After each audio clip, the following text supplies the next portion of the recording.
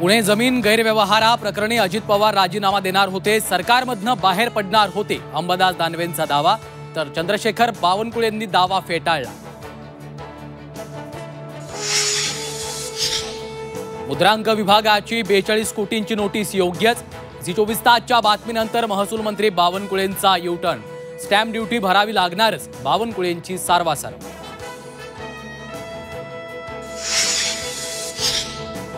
Dhananjay मुंडेंना star प्रचारक नेमल्यानं मनोज जरांगे नाराज. आपल्याला बोलायला लावू नका, अन्यथा 2029 मध्ये अजित पवारांची फजिती करेन, जरांगेंचा इशारा. काँग्रेसची मनसे MIM सोबत आघाडी नाही, तर शिवसेना वंचित सोबतच्या आघाडीला मान्यता. सूत्रांची झी 24 तासला माहिती.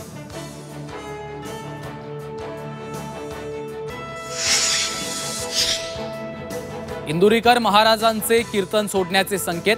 लेकीच्या साखरपुड्यावर झालेल्या टीकेमुळे नाराज. मुलीच्या कपड्यावर कुणी कमेंट केली तर काय वाटेल, इंदुरीकर महाराजांचा संतप्त सवाल.